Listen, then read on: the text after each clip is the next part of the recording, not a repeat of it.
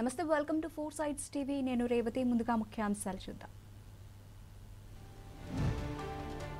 AP కల్తం మద్యం కేసులో కొనసాగుతున్న విచారణ, కీలక ఆధారాలు సేకరిస్తున్న సిట్ అధికారులు.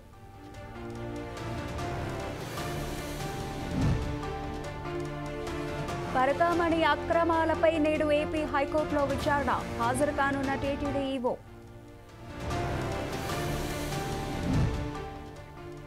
మార్కాపురంలో ట్రావెల్ బస్సుకు తప్పిన ప్రమాదం, అదుపు తప్పి రోడ్డు పక్కన కూరుకుపోయిన బస్సు.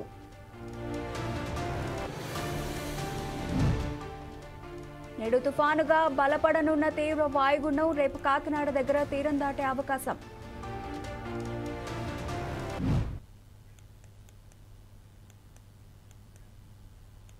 రేటిక వివరాలకు వెళితే, నిజామాబాద్ జిల్లాలో జాగృతి జనం బాట కార్యక్రమంలో భాగంగా రెండో రోజు మేధావులు, విద్యావేత్తలు, వివిధ రంగాల ప్రముఖులతో తెలంగాణ జాగృతి అధ్యక్షురాలు కల్వకుంట్ల కవిత సమాలోచనలు చేశారు. నిజామాబాద్ జిల్లాకు చెందిన ప్రముఖులతో కవిత సమావేశం అయ్యారు.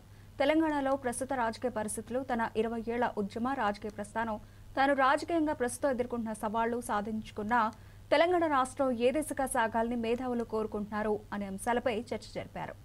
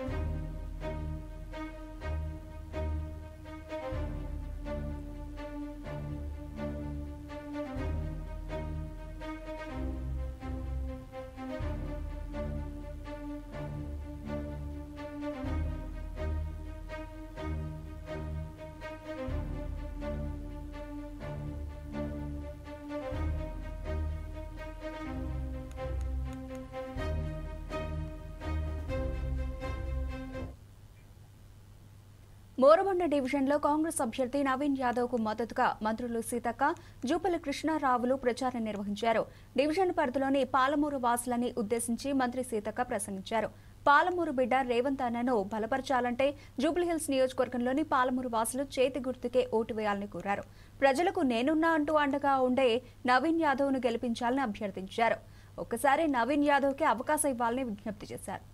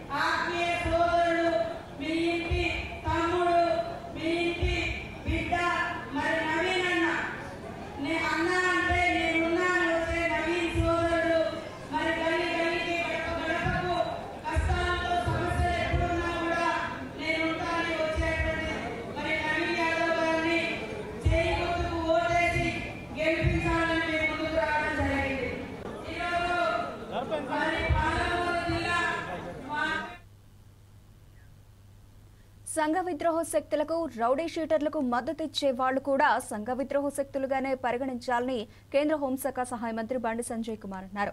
శాంతి భద్రతల విషయంలో పోలీసులు రాజీ పడొద్దని సూచించారు. సంఘ విద్రోహ శక్తులను కఠినంగా అణచివేయాల్సిన అవసరం ఉందన్నారు. ఈ విషయంలో పోలీసులకు కేంద్రం పూర్తిగా అండగా ఉంటుందన్నారు.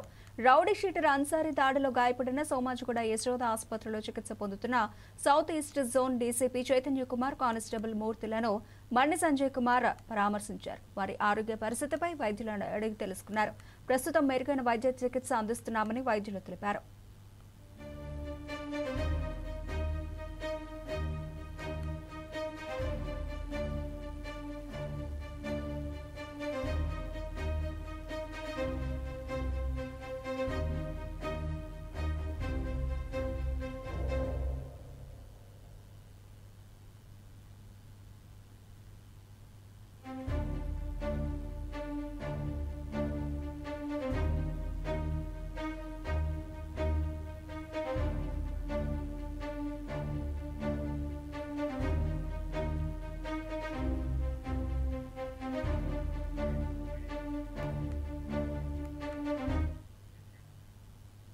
భారత్ వ్యవసాయ ఆధారిత దేశం అని అన్నారు కేంద్ర మంత్రి కిషన్ రెడ్డి. ప్రపంచంలో అత్యధిక జనాభా ఉన్న దేశం కూడా మనదేనని చెప్పారు.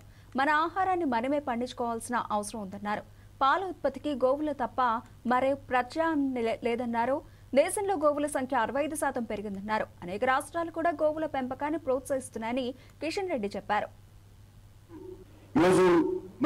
భారతదేశము వ్యవసాయ ఆధారితమైనటువంటి దేశం.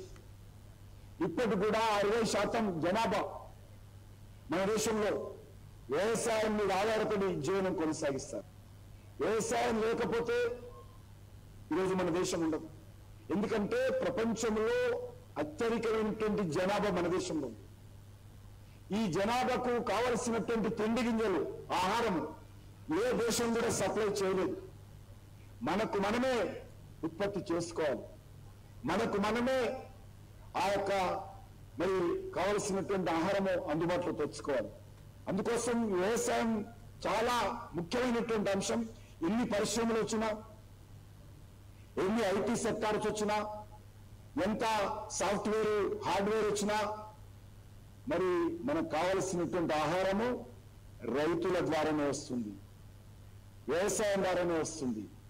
ఈరోజు పాలకు ప్రత్యామ్నాయం మీద అనేక రకాలుగా చెప్తుంటారు. ఈరోజు భారతదేశము ప్రపంచంలోనే అత్యధికమైనటువంటి.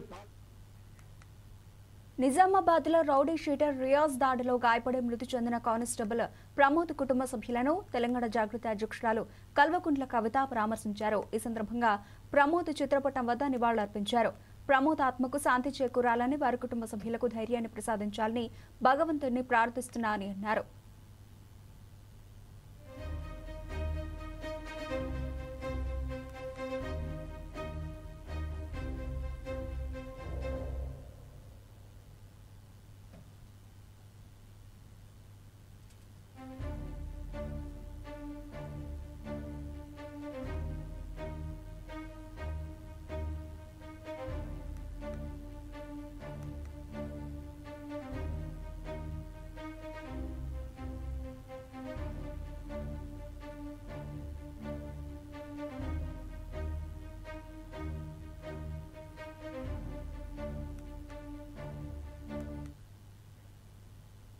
రొమ్ము క్యాన్సర్ సమాజాన్ని పట్టి పీడిస్తోందని మంత్రి సీతక్క అన్నారు.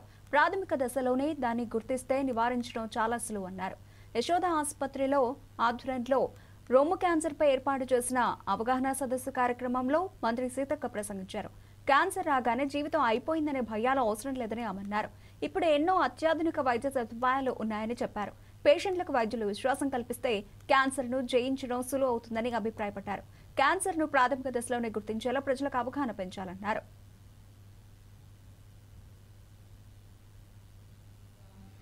యశోదమ్మ పేరుతో ఈ యొక్క హాస్పిటల్ని ఏర్పాటు చేసి 30 ఇయర్స్ నుంచి వివిధ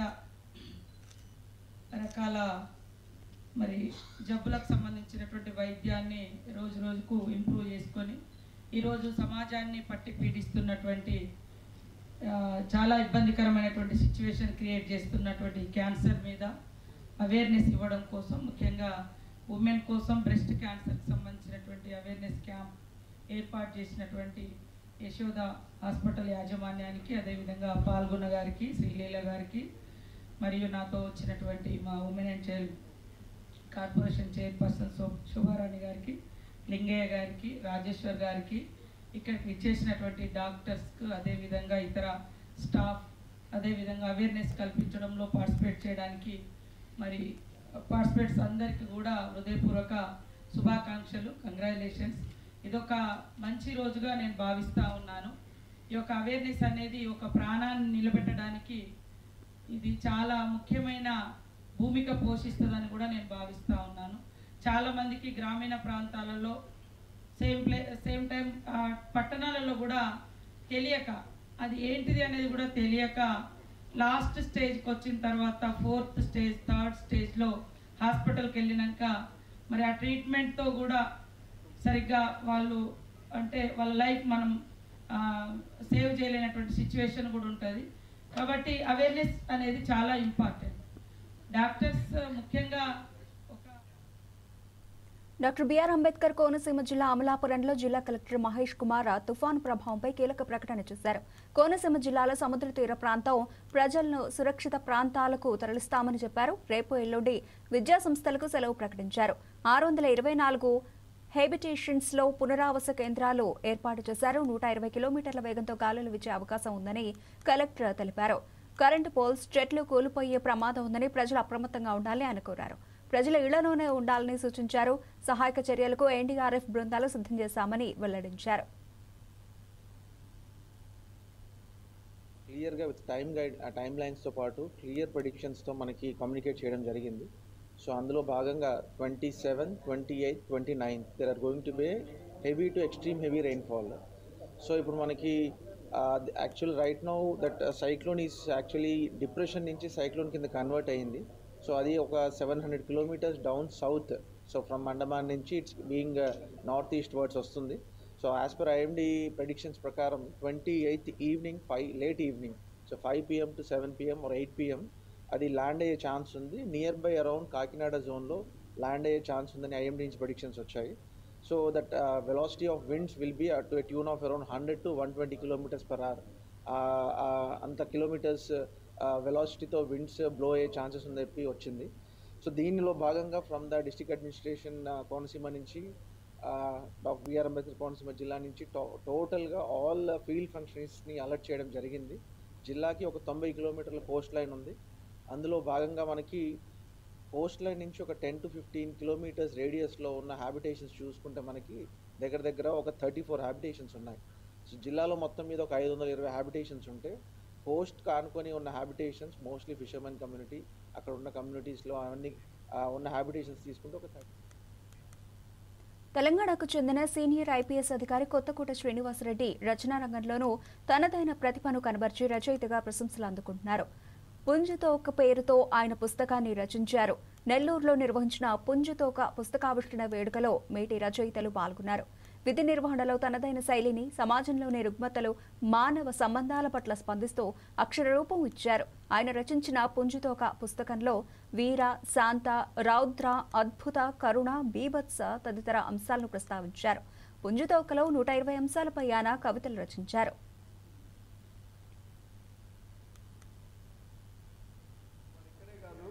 వారి సేవలకు మెచ్చి మణిపూర్ లాంటి ఒక కల్లోలిత ప్రాంతానికి వారి చీఫ్ సెక్రటరీగా చేసి అక్కడ అభివృద్ధిని భారత ప్రభుత్వం నాడు తీసుకొచ్చిన మహనీయులు శంకరన్ గారితో నన్ను పోల్చి నిలబెట్టిన బోలా మనుషులు, అల్ప సంతోషులు నెల్లూరు ప్రజలకు శిరస్సు వంచి నమస్కరిస్తున్నారు. మీకు తెలియని విషయం ఒకళ్ళకి కొంతమందికి ఉంటుంది. వారు ఇక్కడే కాదు, వారి సేవలకు మెచ్చి మణిపూర్ లాంటి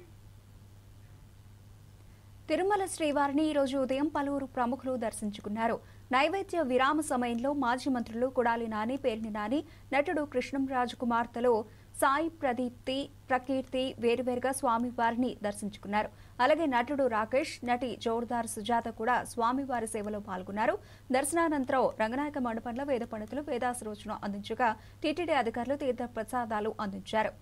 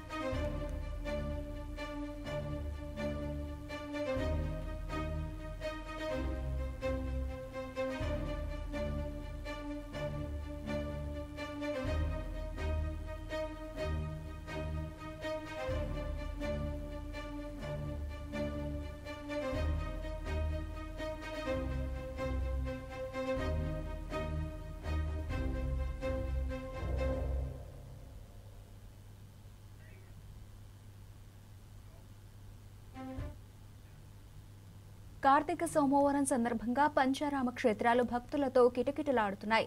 పాలకొల్లులోని క్షీరరామలింగేశ్వర స్వామి ఆలయంలో తెల్లవారుజాము నుంచి భక్తుల రద్దీ మొదలైంది. అభిషేక ప్రియుడికి ప్రత్యేక అభిషేకాలతో స్వామివారి దర్శనాన్ని ప్రారంభించారు. ఒకే రోజు పంచారామాల్లోని అన్ని క్షేత్రాలను దర్శించుకుంటే పరమశివుని దర్శన ప్రాప్తి కలుగుతుందని క్షీరారామ ప్రధాన అర్చకులు అనిల్ అన్నారు. పాలకొల్లులోని క్షీరారామ నుండి కార్తీక మాసం శోభపై మరింత సమాచారం మా ఏలూరు ప్రతినిధి మురళి అందిస్తారు. కార్తీక మాసం కార్తీక సోమవారం కావడంతో శైవ క్షేత్రాలన్నీ కూడా శివనామ స్మరణతో మారుమోగుతున్నాయి. ఇప్పుడు మనం పాలకొల్లులోని క్షీరరామలింగేశ్వర స్వామి ఆలయంలో ఉన్నాము. క్షీరరామలింగేశ్వర స్వామి ఆలయంలో ఉదయం తెల్లవారుజామున 4 గంటల నుంచే వేలాదిగా భక్తులు వచ్చి దర్శనం చేస్తున్నారు. ఈ ఆలయానికి సంబంధించి విశిష్టతను ఆలయ ప్రధాన అర్చకులను అడిగి తెలుసుకునే ప్రయత్నం చేద్దాం. చెప్పండి స్వామి, ఈ క్షీరరామలింగేశ్వర స్వామి ఆలయ విశిష్టత ఏమిటి? ఈ కార్తీక సోమవారం రోజున ఏ పూజలు జరుగుతాయి? మనకి పంచారామ క్షేత్రాల్లో శిరోభాగంగా స్వామివారి యొక్క ఆలయాన్ని మనకు చెప్పబడుతోంది. పూర్వం తారకాసురుడు అనేటువంటి రాక్షసుడికి కుమారస్వామి వారికి జరిగిన యుద్ధంలో తారకాసురి హృదయంలో ఉండేటువంటి ఆత్మలింగాన్ని కుమారస్వామి వారు భిన్నం చేసి తారకాసుని సంహారం చేయడం జరిగిందిరా. అలా జరిగినప్పుడు ఆత్మలింగం 5 భాగాలు 5 చోట్ల 5 లింగాలుగా పడ్డాయి. దాంట్లో మొట్టమొదటి శిరస్సు భాగం ఇక్కడ మనం చూస్తున్నటువంటి స్వామివారి శివలింగ స్వరూపం. అలాగే ఈ స్వామివారి స్వరూపాన్ని ఎవరైతే దర్శనం చేసుకుంటారో వాళ్ళకి సర్వేంద్రియాణం నయనం ప్రధానం సర్వే గాత్రాన్ని సదఃప్రధానం అని చెప్పడం జరిగింది. అంటే శిరస్సుని ఎవరైతే భక్తి శ్రద్ధలతో కొలుస్తారో మనకి అందరికీ కూడా ముఖ్యమైనటువంటి శిరోభాగమే చాలా విశేషంగా మనకి అందరికీ కూడా స్ఫురణకు వస్తుంది. ఎందుకంటే మొండె ఎంతున్నా సరే శిరస్సుని మనం చూడకపోతే ఆ యొక్క వ్యక్తిని యొక్క గుర్తుపట్టడం చాలా కష్టమవుతుంది. కావున శిరస్సు అనేటువంటిది చాలా విశేషమైనటువంటి ప్రాశస్త్యాన్ని పొంది ఉంది. అలాగే ఈ స్వామివారి యొక్క శిరస్సు భాగం ఇది. తారకాసుని సంహారం చేసినటువంటి సమయంలో ఆ శివుని యొక్క ఆత్మలింగాల్లో మొట్టమొదటి శిరస్సు భాగం ఇక్కడ పడితే, రెండవది అమరావతిలో బాహుభాగం పడిందిరా, మూడవది ద్రాక్షారామంలో మొండె భాగం పడిందిరా, నాలుగవది భీమవరంలో ఉదర భాగం పడిందిరా, ఐదవది సామర్లకోటలో పాదభాగం పడిందిరా. ఇలాగ పంచ ఆరామాలు ఏర్పడ్డాయి. దాంట్లో మొట్టమొదటి శిరస్సు భాగం ఇది. దీన్ని కృతయుగంలో శ్రీ మహావిష్ణువు ప్రాణప్రతిష్ఠ చేసిన తరువాత దండకారణ్యమంతా ప్రదక్షిణ చేసేటువంటి క్రమంలో శ్రీ మహావిష్ణువు అంశైనటువంటి శ్రీరామచంద్రమూర్తి స్వామివారిని పునఃప్రతిష్ఠ చేసి క్షీరంతో అభిషేకం చేసినటువంటి కారణం చేత ఈయనకి రామలింగేశ్వర స్వామిగా పిలువబడుతున్నారని చెప్పేసి మనకి పురాణాల ద్వారాగా తెలిసేటువంటి విషయం. అలాగే కార్తీక మాసంలో వచ్చే భక్తులకు ఏ విధమైన అసౌకర్యం కలగకుండా మొత్తం అన్ని ఏర్పాట్లు చేశామని ఆలయ ప్రధాన అర్చకులు చెప్పే పరిస్థితులు అయితే ఇక్కడ కనపడుతున్నాయి. కెమెరామెన్ ప్రసాద్తో మురళి, 4 Sides TV, పాలకొల్లు. ఇవి ఇప్పుడు ఎవరికైనా updates. Keep watching 4 Sides TV.